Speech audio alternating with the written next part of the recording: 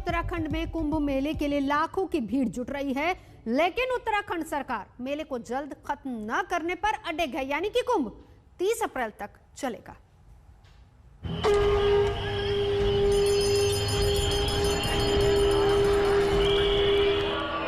आस्था का कवच पहने भक्त भी कोरोना से महफूज नहीं है।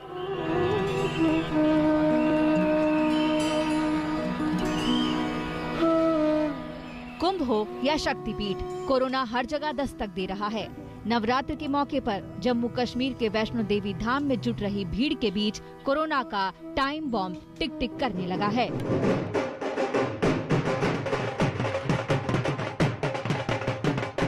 नवरात्र के दूसरे दिन वैष्णो देवी में 92 श्रद्धालु कोरोना पॉजिटिव पाए गए हैं। सभी संक्रमित लोगों को आइसोलेशन में रखा गया है। दूसरे दिन देश भर के 11,000 से ज्यादा भक्त वैष्णो देवी पहुंचे थे।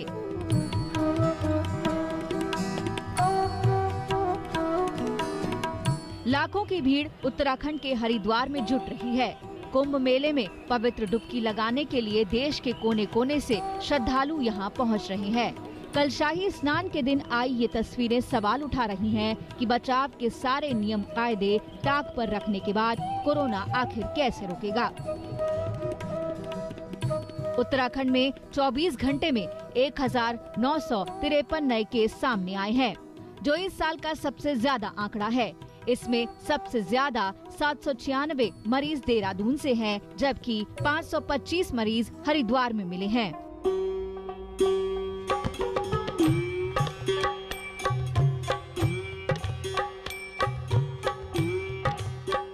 हिमाचल में भी रोजाना 1000 से ज्यादा कोरोना मरीज सामने आ रहे हैं। लौटते संक्रमण के चलते पर्यटन उद्योग एक बार फिर चरमराने लगा है। आज तक ब्यूरो। नमस्कार, आप देख रहे हैं आज तक। मैं हूं आपके साथ नवजोत रंधावा। तो लगातार मामले देश में बढ़ते जा रहे हैं कोरोना के, और आपको बताएं कि देश में फिलहाल 2 लाख के पार पहुंच चुके हैं कोरोना के मामले। सख्तियां लगातार बढ़ती जा रही है और ऐसे में देखिए 24 घंटे में 2,739 नए मामले, मौतों का आंकड़ा भी बढ़ रहा है और ये डरा भी रहा है। 24 घंटे में 1038 लोगों की जान जा चुकी है।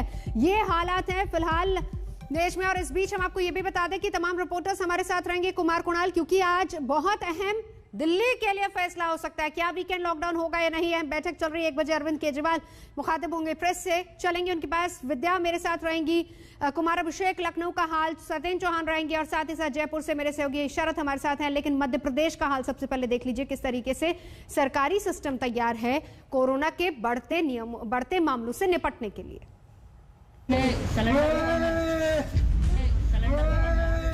इन चीखों को सुनने वाला कौन है? सांसें उखड़ रही हैं, लेकिन अस्पताल एडमिट नहीं कर रहे हैं, क्योंकि उनके पास न बेड है न ऑक्सीजन। अस्पताल के बाहर मरीज तड़प रहे हैं। एक एक सांस पर आफत है। मरीज हाथ पैर पटक रहे हैं, लेकिन ये एक मरीज का हाल नहीं है। इन्हें सिस्टम सांसें क्या देगा, उसकी तो खुद सांसें उखड़ चुकी हैं। पर डे हमें 90 सिलेंडर चाहिए रहते हैं, आ 30 रहे हैं। ये मध्य प्रदेश के एक अस्पताल का हाल है, वो भी कहीं ज्यादा दूर नहीं, राजधानी भोपाल के बगल में। अस्पताल खुद बता रहे हैं कि जिन एम्बुलेंस से मरीज को लाते थे, अब ऑक्सीजन के सिलेंडर ढो रहे हैं।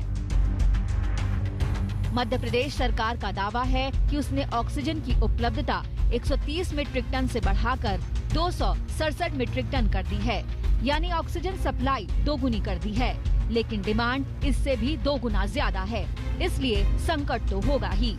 गोयल जी, धर्मेंद्र प्रधान जी, सबसे मैं लगातार बात कर रहा हूं ताकि ऑक्सीजन की उपलब्धता बढ़ती रहे। शमशान घाट में वेटिंग लग गई लाशों की, और मेरा मुख्यमंत्री आज भी झूठ बोलता है। मध्य प्रदेश की सांसों पर ये संकट इसलिए है क्योंकि गुजरात से ऑक्सीजन सप्लाई में रुकावटें आ गईं।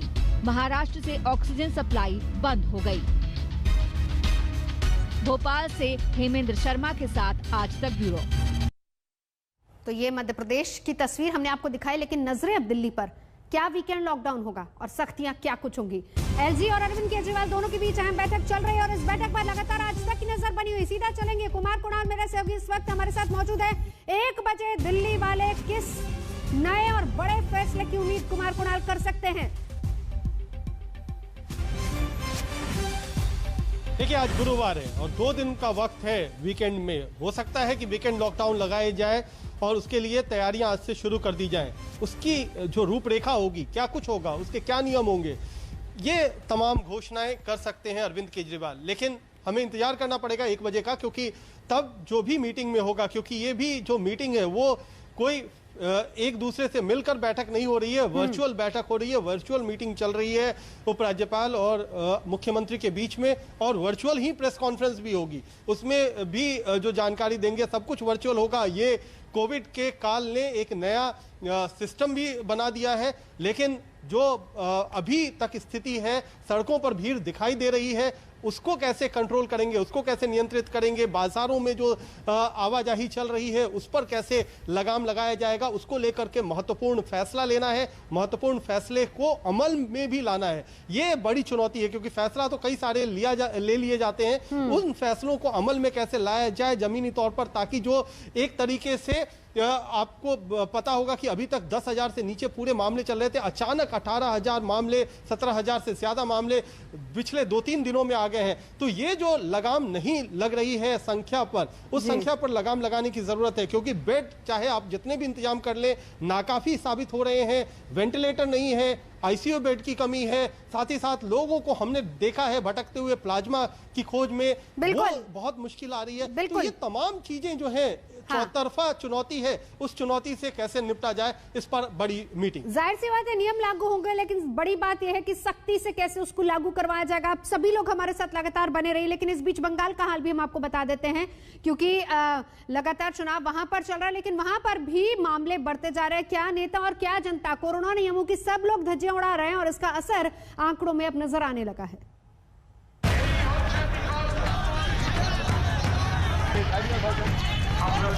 बंगाल में 4 दौर के चुनाव हो चुके हैं और इतने ही अभी बाकी हैं। नेताओं की ताबड़तोड़ चुनावी रैलियों और रोड शो के सियासी रुझान भले ही 2 मई को आएंगे, लेकिन कोरोना रुझान अभी से दिखने लगे हैं। बंगाल में बुधवार को 5,892 नए कोरोना मरीज मिले। वहीं मंगलवार को 4,817 और सोमवार को 4,511 मरीज मिले। 5 अप्रैल के बाद से बंगाल में संक्रमण की रफ्तार करीब 130% हो गई है, जो पूरे देश में संक्रमण की रफ्तार से दोगुनी है। आलम ये है कि नेता और जनता कोई महफूज नहीं है। प्रचार के दौरान संक्रमित हुए मुर्शिदाबाद से कांग्रेस उम्मीदवार रेजाउल हक की मौत हो गई। हालांकि चुनाव की तरह ही कोरोना संक्रमण भी बंगाल में सियासी मुद्दा बन गया है। এখন আমার বাইরে থেকে লোক নিয়ে এসে কোভিড বাড়িয়ে দিয়ে এখন পালিয়ে যাচ্ছে। কোভিড বাড়িয়ে দিয়ে পালিয়ে যাবে আর তখন আমাদের ফেস করতে হবে। बढ़ते संक्रमण को लेकर कलकत्ता हाई कोर्ट ने चुनावी रैलियों पर सख्ती दिखाई तो चुनाव आयोग भी हरकत में आ गया। बंगाल के मुख्य चुनाव अधिकारी ने सभी पार्टियों के साथ आज एक बैठक बुलाई है, जिसमें बाकी के 4 चरणों में कोरोना प्रोटोकॉल को लेकर चर्चा होगी। कोलकाता से अरिंदम भट्टाचार्य और इंद्रजीत कुंडू के साथ आज तक ब्यूरो। इंद्रजीत कुंडू मेरे सहयोगी जुड़ चुके हैं। इंद्रजीत, सख्तियां तो तमाम लगाई जा रही, लेकिन क्या वो दिख रही या नहीं दिख रही? जी हाँ, बिल्कुल सख्तियों की बात तो हो रही है, लेकिन कितना सख्तियाँ यहाँ पे एहतियात बरताने की जो कोशिश है वो ग्राउंड पे नहीं दिख रही हैं, क्योंकि हर दिन चुनावी रैलियाँ हो रही हैं, हजारों लोग इस रैली में जा रहे हैं। और सिर्फ रैलियाँ ही नहीं, आज पहला बोईशाख है और कल हम लोगों ने देखा कि मार्केट्स में भीड़ है, आज मंदिरों में भीड़ है और काफ़ी सारे लोगों के चेहरे पर मास्क नहीं है, नकाब नहीं है। तो ये सबसे बड़ा परेशानी इस वक्त है। और जैसा कि हम कह रहे थे, पिछले 1 हफ्ते में जिस तरह की जो कहते हैं रन कोरोना ने मारा है, छक्का मार दिया है। आज 5,892 केस हो गया है कल रात से आज तक। और पिछले कुछ दिनों में हमने देखा कि 3,000 साढ़े 3,000 केस से लेके अभी 5,000 केस की तरफ बढ़ रही है पर डे कोरोना केस। और सिर्फ यही नहीं, एक उम्मीदवार की मौत हो गई है शमशेरगंज मुर्शिदाबाद से कांग्रेस के जो प्रत्याशी थे रिजाउल हक, उनकी आज मौत हो गई है कोलकाता के अस्पताल में। तो आप समझ सकते हैं कितनी गंभीर परिस्थिति है और इस परिस्थिति को लेकर चर्चा होगी। कल जो मुख्य चुनाव आयुक्त है उन्होंने सर्वदल बैठक बुलाया है, लेकिन सभी के जहन में अभी एक ही सवाल है कि क्या ये 8 चरणों में चुनाव जारी रहेगा या फिर जल्द से जल्द ये चुनाव खत्म किया जाएगा। ये भी एक बड़ा सवाल है, इस पर हमारी नजर बनी। लेकिन चंडीगढ़ और पंजाब, साथ ही साथ सत्येंद्र, हरियाणा का हाल भी बताइए। देखिए नवजोत, बता दूं, हरियाणा की अगर बात करें तो हरियाणा में हालात कहीं ना कहीं पंजाब से ज्यादा चिंताजनक एकदम बनते जा रहे हैं। हरियाणा में 5,500 को कोरोना पॉजिटिव की तादाद पार कर गई है। पंजाब की बात करें तो पंजाब में प्रतिदिन 3,000 से कम मामले नहीं आ रहे हैं, लेकिन पंजाब में जो मृत्यु दर है वो कहीं ना कहीं परेशानी का सबब बनी हुई है। फिलहाल चंडीगढ़ के सेक्टर 16 के हॉस्पिटल में हम मौजूद हैं और यहाँ की भी तस्वीरें देखिए कि किस तरीके से जहां पर भी कैमरे की नजर जाती है यहाँ पर भी लोगों की कतारें दिख रही हैं। लेकिन यहाँ पर हालात फिलहाल जो पिछले जो लॉकडाउन था उससे बिल्कुल अलग नजर आ रहे हैं। पिछली बार हिमाचल के पूरे बॉर्डर सील कर दिए गए थे, पंजाब ने अपने बॉर्डर सील कर दिए। बिल्कुल रोकूंगी आपको। इस बीच बड़ी खबर, सत्येंद्र मैं आपको रोक रही हूँ, बड़ी खबर जो आ रही है वो बता दें। दिल्ली में लग सकता है वीकेंड लॉकडाउन, ये खबर आ रही है। फिलहाल एलजी सीएम दोनों की जो वर्चुअल बैठक हुई थी, समीक्षा बैठक, वो खत्म हो चुकी है। और इस बीच खबर जो मिल पा रही सूत्रों के हवाले से, शुक्रवार रात से सोमवार सुबह तक के लिए वीकेंड लॉकडाउन लगाया जा सकता है। ये बड़ी खबर, शुक्रवार रात 10 बजे से सोमवार सुबह 6 बजे तक कर्फ्यू, ये खबर मिल पा रही है। मार्केट, मॉल, जिम सब कुछ बंद।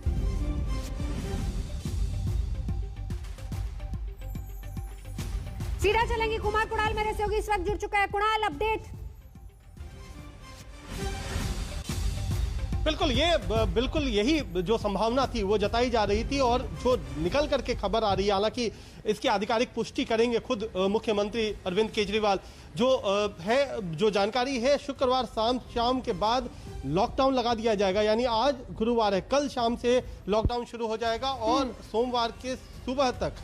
हालांकि आपको पता है कि नाइट कर्फ्यू तो अभी भी जारी है, तो शाम से तो ऐसे ही बाजार बंद हो जाते हैं, तो उसी को कंटिन्यू किया जाएगा और सोमवार के सुबह तक, यानी जो मुख्य तौर पर शनिवार और रविवार को पूरी तरह से सब कुछ जो भी गैर जरूरी सेवाएं हैं उनको बंद करने का फैसला लिया जा सकता है, जिसकी औपचारिक घोषणा थोड़ी देर में, कुछ मिनटों के बाद मुख्यमंत्री खुद करेंगे प्रेस कॉन्फ्रेंस के दौरान। लेकिन जो निकल करके आ रही है, सारे अधिकारियों को, पुलिस अधिकारियों से लेकर जो प्रशासनिक अधिकारी हैं, उन सब लोगों को कहा गया है कि आप तैयार रहें, इसको अमल में लेकर के आना है। तो ये एक बड़ी बात, कुणाल, इसका मतलब सीधे तौर पर ये कहें, बिल्कुल कुणाल जल्दी से जरा समझाइए हमें इसका मतलब सीधे तौर। हालांकि अभी इंतजार करते हैं कि अरविंद केजरीवाल प्रेस कॉन्फ्रेंस करेंगे, लेकिन जो हम समझे वो यही है कि ठीक वैसी स्थिति जैसी 2020 में थी, यानी लॉकडाउन उसी तरीके का होगा जैसे पहले लगाया गया था, या फिर यहां पर भी कुछ छूट दी जा सकती है अगर जरूरी सुविधाओं को छोड़ दिया जाए तो। देखिए, जरूरी सुविधाओं की तो बात बिल्कुल अलग है, उसको तो छोड़ा जाएगा, इतना निश्चित है, लेकिन कहां पर और रियायत दी जा सकती है। लेकिन चूंकि ये सिर्फ 2 दिनों का लॉकडाउन है, शनिवार का और रविवार का, इसीलिए बहुत ज्यादा रियायतों की बात नहीं होगी। जरूरी सेवाओं के अलावा लॉकडाउन में बहुत सारी छूट दी जाए, इसकी संभावना कम दिखाई देती है। लेकिन बहुत ज्यादा सख्ती भी नहीं, जिस तरीके से डंडे के जोर पर क्या अंदर करवाया जाएगा, ऐसा भी बहुत ज्यादा संभावना नहीं दिखाई देगी। लेकिन हाँ, जिस तरीके के आंकड़े आए हैं, जिस तरीके की मुसीबत बढ़ी है, जिस तरीके से हर तरफ अफरा तफरी का माहौल है, उसको देखते हुए ये काफी जरूरी कदम था और शायद उसकी घोषणा जल्दी ही हो जाए। बस इंतजार उसी घोषणा का। कुणाल, मैं लौटूंगी, उससे पहले जल्दी से राजस्थान का हाल। शरद, क्या हाल है जयपुर राजस्थान का? देखिए, जयपुर का तो नवजोत बहुत बुरा हाल हो रखा है। 1325 पॉजिटिव आए हैं एक दिन में, 6,200 लोग एक दिन में पॉजिटिव आए हैं कोरोना से और 45,000 से ज्यादा केसेस हो गए हैं एक्टिव मरीजों की। ये सबसे ज्यादा बुरी हालत जो उपचुनाव हो रहे हैं राजस्थान में, जो है मार्केट बंद कर दिया गया, शिक्षण संस्थाएं बंद कर दी गई है। शाम 6 बजे से लेकर सुबह 6 बजे तक, हालांकि 5 बजे ही बंद हो जाएंगे। धार्मिक आयोजनों और सामाजिक आयोजनों, सांस्कृतिक आयोजनों पर पाबंदी लगा दी गई है, लेकिन नेताओं की रैलियों पर पाबंदी नहीं लगी। हालत यह है कि जो सहाड़ा विधानसभा उपचुनाव से बीजेपी के टिकट पर चुनाव लड़ रहे थे रतन लाल जाट, वो कोरोना पॉजिटिव होकर जयपुर लाए गए हैं। स्थानीय सांसद प्रचार में पॉजिटिव हो चुके हैं। न जाने कितने जनता को वहां पर लोग पॉजिटिव कर रहे हैं नेता, लेकिन वहां उनकी रैलियों पर पाबंदी नहीं लगी है। कोरोना का जो सियासी रंग है वहां पर जारी है, और यहाँ पर हालांकि जनता को 5 बजे शाम से दुकानें बंद हो जाएगी जयपुर में। जी नवजोत, बिल्कुल बिल्कुल। तो चलिए, ये हाल है राजस्थान का, लेकिन हम गुजरात की तस्वीर भी आपको दिखाते हैं। वहां पर किस तरीके से हालात खराब हैं और वहां पर हेल्थ सिस्टम कितना काम कर रहा है, जरा ये रिपोर्ट देखिए। अहमदाबाद सिविल अस्पताल के बाहर एम्बुलेंस की कतार लगी है। एक के बाद एक मरीजों को लेकर गाड़ियां अंदर जा रही हैं। एम्बुलेंस के अलावा निजी वाहनों से भी मरीज अस्पताल पहुंच रहे हैं, लेकिन जगह न अस्पताल के अंदर है और न ही बाहर। मायूस और घबराए लोग अपनी बारी के इंतजार में हैं। जो बारी आने से पहले ही गुजर गए, उनके अपने यहीं पर रोते बिलखते पड़े हैं। गुजरात में बुधवार को कोरोना के 7,410 नए मामले दर्ज हुए। ये अब तक का सबसे ज्यादा आंकड़ा है। पिछले 24 घंटे में 73 कोरोना मरीजों की मौत हो गई। सबसे ज्यादा 24 मौतें इसमें से अहमदाबाद और सूरत में हुई हैं। मौजूद है अहमदाबाद की सबसे बड़ी 1200 बेड कोविड अस्पताल पर, और यहाँ पे आप देख सकते हैं जो पेशेंट है उनको लाना लगातार यहाँ पे जारी है। जो पेशेंट है वो आ रहे हैं। अब एम्बुलेंस की जो लाइनें हैं वो तो खत्म हो चुकी है, लेकिन कहीं ना कहीं जो प्रशासन है वो लाचार है। हालात कितने गंभीर हो चले हैं इसका पता इस बात से चलता है कि गुजरात के अस्पतालों में सिर्फ 5 दिनों में ऑक्सीजन की खपत 2 गुनी हो गई है। अहमदाबाद से गोपी घांगर के साथ आज तक ब्यूरो। फिलहाल यहाँ रुकेंगे एक ब्रेक के लिए। आज तक पर खबरों का सिलसिला लगातार जारी है, देखते रहिए आज तक। तो कोरोना को देखते हुए बड़ी खबर, सीएम अरविंद केजरीवाल और एलजी की समीक्षा बैठक खत्म हो गई है। खबर जो मिली है वो ये कि अब वीकेंड में लॉकडाउन लग सकता है। बस कुछ ही क्षणों का इंतजार। मुख्यमंत्री अरविंद केजरीवाल प्रेस कॉन्फ्रेंस करने वाले और उसमें सारी चीजें क्लियर हो जाएंगी। लेकिन सूत्रों के हवाले से खबर, शुक्रवार रात 10 बजे से लेकर सोमवार सुबह 6 बजे तक कर्फ्यू, लॉकडाउन। वीकेंड पर मॉल, जिम सब कुछ बंद रहेगा। यात्री अपनी टिकट दिखाकर यात्रा कर सकते हैं। कुछ सहूलियतें जरूर दी जाएंगी, जैसा पहली बार भी था। इमरजेंसी सेवाएं बिल्कुल खुली रहेंगी, लेकिन इसके अलावा और क्या क्या गाइडलाइंस है उसके लिए इंतजार करना होगा। यहाँ हम रुकेंगे एक ब्रेक के लिए, देखते रहिए आज तक। नमस्कार, मैं हूं अंजना ओम कश्यप। हमें उम्मीद है ये वीडियो आपको पसंद आया होगा। लेटेस्ट खबरों के लिए यूं ही देखते रहिए आज तक, और इस वीडियो के पसंद आने पर लाइक, शेयर एंड सब्सक्राइब करना ना भूलें।